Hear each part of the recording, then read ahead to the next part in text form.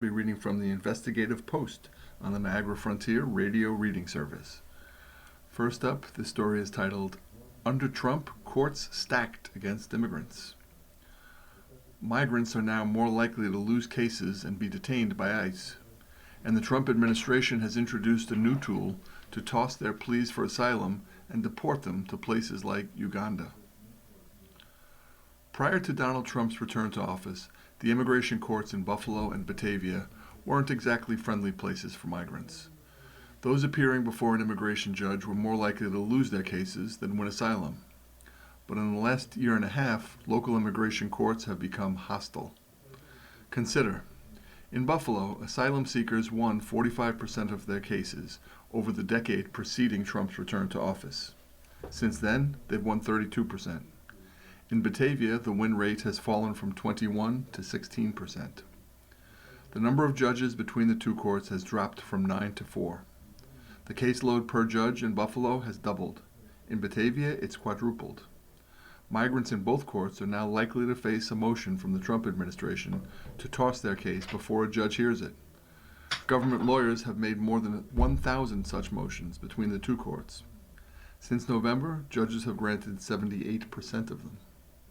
The cost of appealing rulings has risen from $110 to $1,030. The Trump administration is attempting to reduce the appeal window from 30 days to 10. Migrants arrested by ICE off the street or after losing their case in court obtain a bond only 8% of the time. As a result, detentions under Trump have spiked in Batavia and area jails to more than 8,600 people. That's more than double the number of migrants locked up in 2024 under Joe Biden. The Batavia facility now averages a daily population of 695. Its capacity is 650. Combine that all, and you got no due process, said Roseanne Eugenio, legal director for the New York Immigration Coalition. You've got no fundamental fairness. It's not just advocates ringing in the alarm bell. A new crop of court watchers has been attending immigration hearings since Trump's return and have witnessed the crackdown. One of them is John Hurley, the former president of Canisius University. In an interview, he said he's handed out leaflets explaining migrants' rights, attended meetings, and walked people to their cars to avoid arrest by ICE. There is a whole lot of heartache going on within the walls of 130 Delaware, Hurley said. What we've seen is a system that was built when we had many fewer deportation cases, and now it's being asked to handle thousands and thousands of cases. A new tool to toss cases. One reason for the drop in migrants winning their asylum cases is a new policy imposed by the Trump administration called pretermission. To pretermit a case means to dismiss it before a judge can hear its merits. It works like this. An asylum seeker appears before a judge in one of the 4 courtrooms in downtown Buffalo, or in the court attached to the Batavia Detention Center. After introductions, an attorney from the Department of Homeland Security makes a motion to toss or pretermit the case, sometimes only orally. If the judge grants the motion, the case is over right then and there. The migrant is then subject to arrest. Last year, some of those arrests happened in the lobby of the court building. In some cases, the migrant is subject to deportation to a country they're not from, under so-called asylum cooperative agreements the Trump administration has signed with Ecuador, Guatemala, Honduras, and Uganda. Under the agreements, the Trump administration has said migrants can apply for asylum in the country they've been sent to. It's an intimidation tactic, said Brandon Marrow, a paralegal and researcher who founded the immigration court tracker Backlog.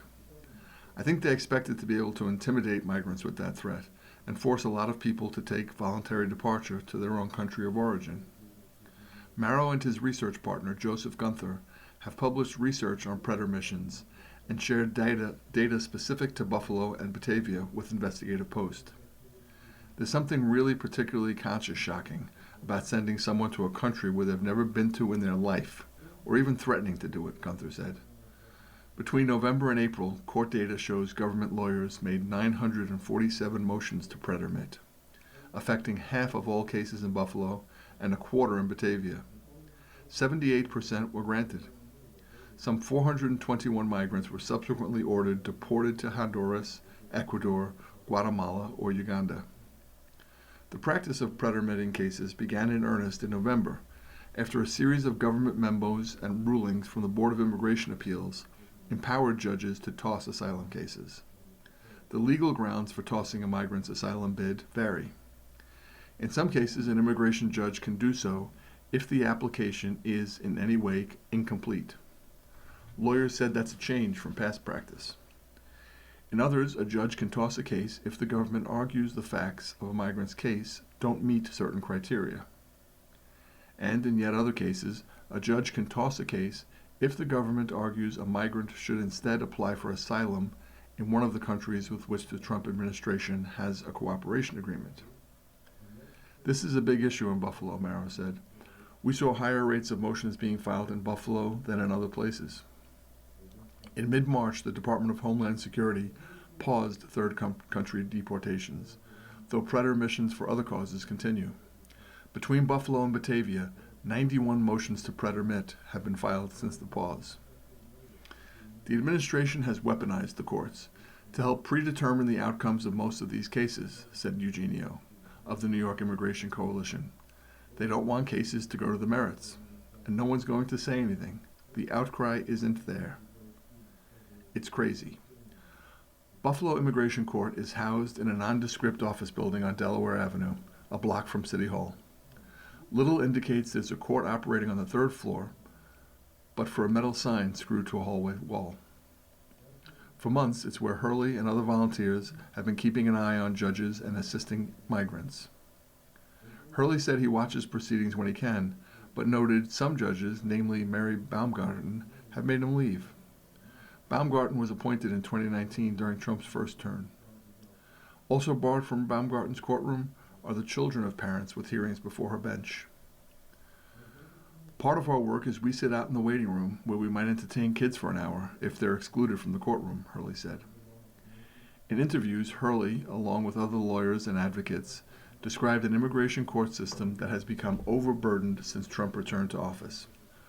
Court data obtained by the Transactional Records Access Clearinghouse and analyzed by Investigative Post indicates that while the total number of cases has only ticked up slightly, the caseload per judge has jumped significantly. The caseload per judge has doubled in Buffalo and quadrupled in Batavia when comparing 2024 under President Biden to Trump's current term, the data shows. Judges from other jurisdictions are now hearing Western New York cases via video call, lawyers told Investigative Post. Pretermission is another way the government is handling the increase. Jose Perez, a Syracuse-based immigration attorney who has represented clients in the Buffalo and Batavia courts, said of his 1,600 active clients, 100 have had a motion to pretermit filed by the government in their case. It's crazy, it's insane, he said. And then the judges say, we cannot do anything. We're going to have our hands tied. We need to follow the precedent of the Board of Immigration Appeals. Should a migrant appeal to the Board of Immigration Appeals, they'll pay more than $1,000 to do so, rather than the previous fee of $110. Nonprofit organizations used to cover that charge, but some said they now can't afford to. Success is unlikely. Federal lawsuits have succeeded in freeing migrants from ICE detention, but in many cases only after a person has been locked up for 6 months or more. Unlike other federal judges, immigration judges are not independent jurists. Rather, they're appointed by the U.S. Attorney General. Under Trump, more than 100 have been fired or resigned. One of them is Walter Hamel Rule. Appointed during Obama's second term, he served as an immigration judge in Buffalo for a decade, until he left for a job with the Legal Aid Society of Rochester last year. He declined to be interviewed for this story, but said in an email that he found the practice of pretermissions troubling. Motions to pretermit asylum applications are, in my view, legally problematical for a variety of reasons, he wrote. Rule added that the federal government's pause on so-called third country pretermissions will enable asylum seekers, especially those with meritorious applications, to proceed on their applications, which state a fear of persecution upon return to their native countries. Other former immigration judges did not respond to requests for comment for this story. The Department of Homeland Security, which oversees the immigration court system, did not respond to an interview request.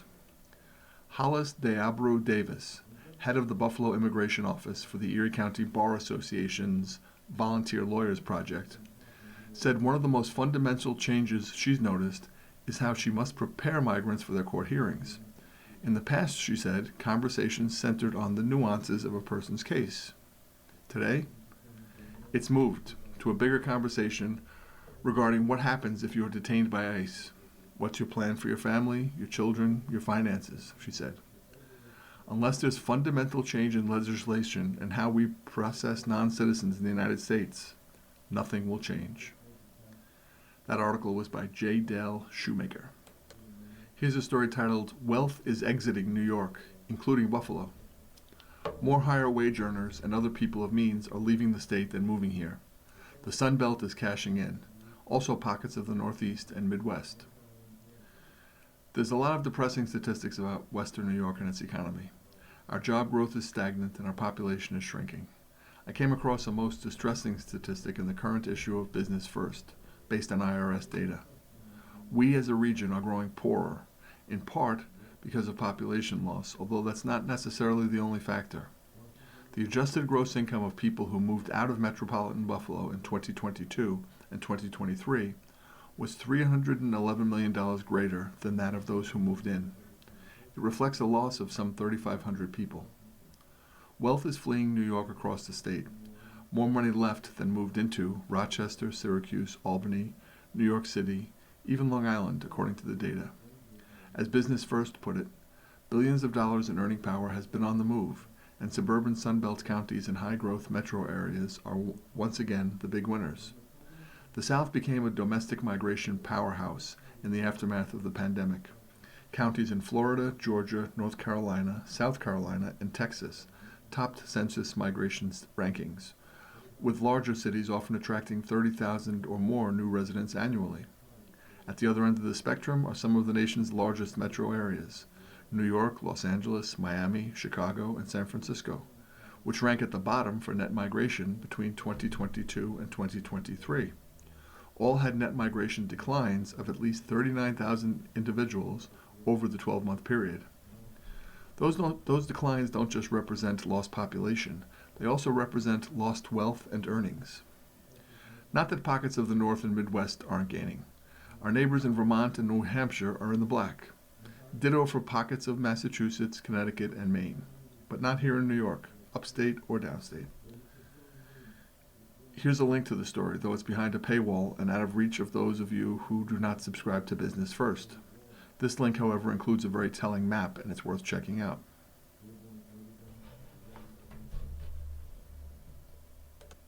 Here's a short piece called Your Trump Outrages of the Week. So many to choose from, it says. The administration is working to undermine the integrity of election results in the upcoming midterms, reports ProPublica. At least 75 career officials who once held roles at federal agencies related to election integrity and safety are gone. 24 appointees, including many who either actively worked to reverse the 2020 vote or are associates of such people, have been hired to replace them. And once fringe actors now have access to vast powers. As the midterms approach, current and former government officials and election security experts expressed concerns that Trump appointees who have espoused debunked conspiracy theories about balloting are now in positions to control the narrative around the vote's soundness. Trump is firing immigration court judges who he believes rule too often in favor of migrants and is replacing them with unqualified flunkies. Reports the Washington Post, former judges who were fired say they fear Trump is forcing out judges who rule against the government and replacing them with loyalists and others being pressured to help carry out a single goal: deport immigrants. New polling from the Pew Research Center shows only 1/3 of voters give Trump a positive vote job rating. Issues on which he is losing ground with the public include immigration, the economy, honesty, and Iran. The Sabres' feel-good season continued during their last home game when the microphone cut out on Cami Clune as she sang the Canadian national anthem. No worry, the sellout crowd sang it for her, word for word, in a move that generated national press here and in Canada, even Europe, and spurred talk of the Sabres being Canada's team for the playoffs. Molson, brewed in Canada, reciprocated by picking up the tab for beers at over a dozen local bars during that game against the Boston Bruins. You are listening to a reading of articles and features from the Investigative Post on the Niagara Frontier Radio Reading Service.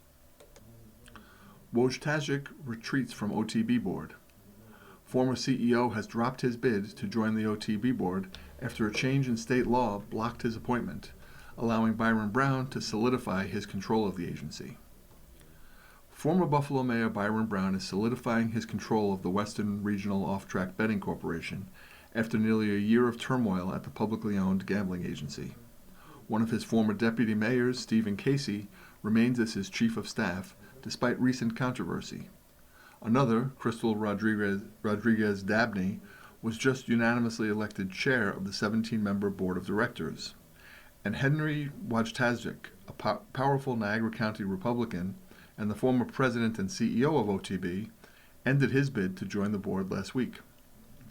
It all adds up to Brown and his political allies notching a significant victory after a concerted effort by Wojciech and his supporters to reassert control over the gambling operation that employs more than 400 and has a nearly $100 million operating budget. We need to move beyond some of the challenges, and we need to do what's best for the corporation, Rodriguez Dabney told Investigative Post. I'm really going to be focused on looking forward. Henry's not going to be on the board now. Brown, who noted Rodriguez Dabney was the first woman to helm the OTB board, said in a statement that he was confident she will continue to move this corporation in a positive direction. Wojciech last August began a months-long effort to join the OTB board and reassert his influence. That bid ended last week with the impending passage of the state budget, which included a provision that bars former OTB executives like Wojciech from joining the board of directors for 5 years. Sources familiar with the legislation told Investigative Post it was inspired by Wojciech and his return. In April, State Comptroller Thomas DiNapoli released a critical audit of OTB, finding that Wojciech and the board mismanaged the agency's finances over 4 years. In addition, 2 sources told Investigative Post that an incident involving Wojciech's wife, Niagara County Judge Caroline Wojciech, publicly berating an OTB employee, was a factor in the legislation. The fact is that Mr. Wojciech should not be anywhere near OTB right now. State Senator Jeremy Zellner, co-sponsor of the legislation, told Investigative Post last week. The former Niagara County GOP leader joined OTB as general counsel in 2010 and became president and CEO in 2016. He stepped down at the end of 2024 and took with him a $299,000 buyout and lifetime health insurance. He first mulled a run for mayor of North Tonawanda, then took a high-paying job at the law firm Lippis Mathias. He walked away from that position to seek a seat on OTB's board. Wojciech told the Buffalo News he ended his bid after waiting months for licenses the State Gaming Commission never approved, and that he had not been aware of the legislation barring his return. His retreat, however, came the day lawmakers began voting on the state budget. Wojciech did not respond to a request for comment for this story. With Wojciech out of the picture, OTB leaders said that they're focusing on future projects, including expanding the hotel at Batavia Downs and possibly constructing an events or conference center to go along with it. The agency hired New Jersey-based firm R2 Architects to draft proposals earlier this year. What we want to do is not only have just rooms, but we want to be able to host events, whether it's bigger conventions or meetings, and have enough space to do that, Rodriguez Dabney said. I'm excited about the possibilities. Lawmakers balked at Wojciech's return. DiNapoli's auditors had been probing the corporation for months when Wojciech made it known last summer that he planned to join OTB's board of directors as the Niagara County representative. They reported in April that Wojciech and the board mismanaged the agency's finances. While revenues over the 4-year audit period increased, auditors found spending increased at a far faster clip, including raises for executives and hiring outside consultants without board approval. Wojciech's management of the organization and past controversies, including executives enjoying freebies on OTB's dime, was the primary motivation for the legislation banning him from joining the board, sources said. But an incident at last year's Night of Champions event sealed the deal, those with knowledge of the situation said. That evening, lawmakers, racing industry officials, and OTB executives gathered at Batavia Downs for harness racing, dinner, and drinks. Also in attendance, to the surprise of some, was Henry and Caroline Wojtaszek. Sources later told Investigative Post that at the event, Caroline Wojtaszek confronted a woman who had written a letter to the board that was critical of her husband's tenure. The judge called the woman, quote, every name in the book, and, quote, despicable, sources said. Crying and shaken, the woman reported the incident to a friend and then to OTB leadership, including Casey, the chief of staff. Assemblywoman Carrie Werner, chair of the Assembly's Racing and Wagering Committee, was also at the event and was informed of the incident, sources said. One source familiar with Werner's reaction said the lawmaker was really offended. Werner, the source said, had already been interested in authoring legislation to support OTB reforms and went on to author the legislation that would bar Wojtaszek from joining the board. Werner's office did not respond to a request. Werner's office did respond to a request for comment. The state commission on judicial conduct is investigating the incident. The legislation also includes a ban on board members lobbying OTB and clarifies that those appointed to an OTB board who lack a state gaming license are not allowed to attend board meetings. Though he lacked a license, Wojtaszek began attending OTB meetings last fall. That prompted a rebuke from the Gaming Commission. After Zellner won a February special election to the Senate, he sponsored Werner's legislation in that chamber. For too long, people have questioned whether enough safeguards and accountability existed at Western OTB, Zellner said in a statement. These reforms send a clear message that public entities entrusted with taxpayer resources must operate with transparency, integrity, and strong ethical standards. Outstanding issues. Two controversial matters remain outstanding at OTB. A $42,000 whistleblower investigation into Casey, and a lawsuit filed by a former employee who alleges Brown and Casey have created a hostile work environment. The suit claims that employees aligned with prior leadership, that is, Wojtaszek, have been treated disfavorably by new management.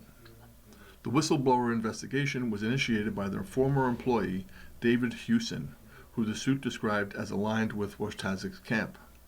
He alleged he was fired for that alliance. Board members have not yet taken action on the whistleblower report, and OTB has not yet responded to the allegations in the lawsuit. In a statement last month, Brown called the allegation in the lawsuit, quote, false, and said the agency plans to vigorously defend itself. Here's a story titled Buffalo Parking Ramps, Big Plans, Little Transparency. The Ryan administration is maneuvering to turn the Buffalo Parking Authority into a full-fledged agency with a budget and staff that could help improve downtown. As they do so, they're refusing to release some key details. In selling Buffalo's parking ramps, Mayor Sean Ryan's administration sees two opportunities: balancing the city's budget and helping to revitalize downtown. The administration has refused to release documents related to the value of the ramps, but it has provided some details about how it expects to use the money generated by the sale and future parking revenue. At present, the plan would work like this. The city sells the 4 parking ramps, Adam, Turner, Augsburger, and Fernbach, to the newly created Buffalo Parking Authority, which began meeting in March. The authority then issues municipal bonds to buy the ramps.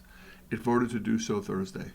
City officials think the authority can raise at least $46 million and possibly as much as $65 million via bond buyers.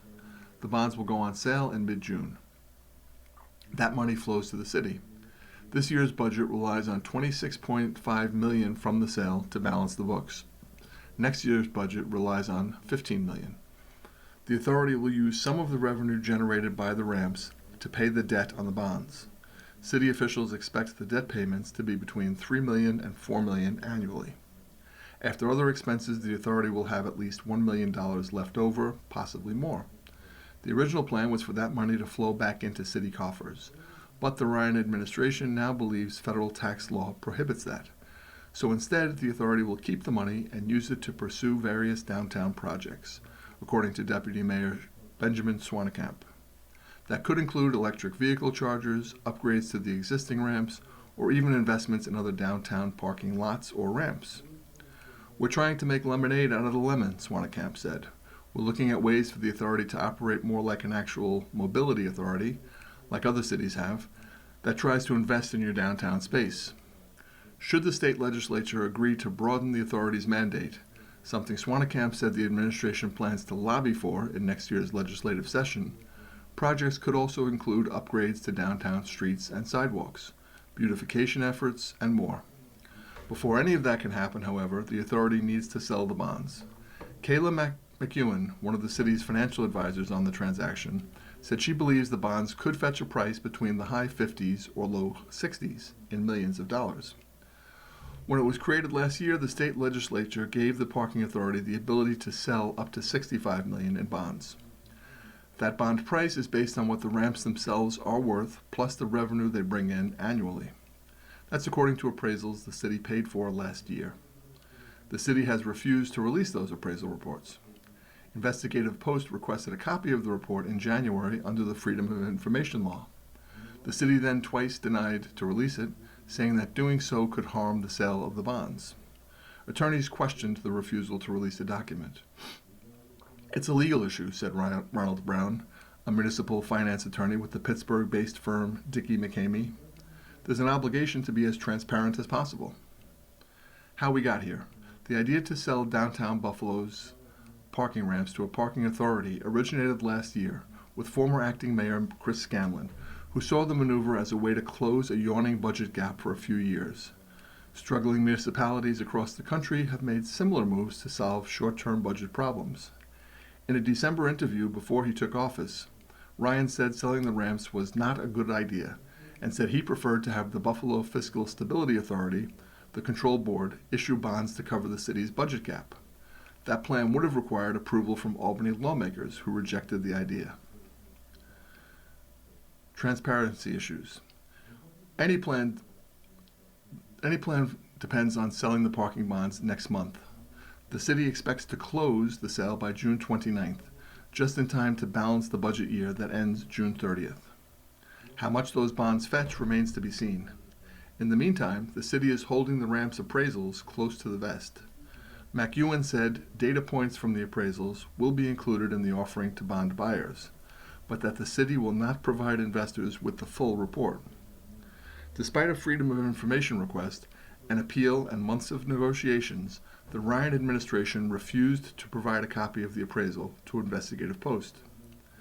At this time, there is concern that releasing the full appraisals could cause confusion in the market and potentially impair the various contracts underway in connection with the bonds, said Rosa Pizzi, the city's corporation counsel. Attorneys said, that's troubling. You've been listening to a reading of articles and features from the Investigative Post. We read from the Investigative Post on Thursdays at 8:30 a.m. Your reader has been Jim Michaely. Thank you for listening.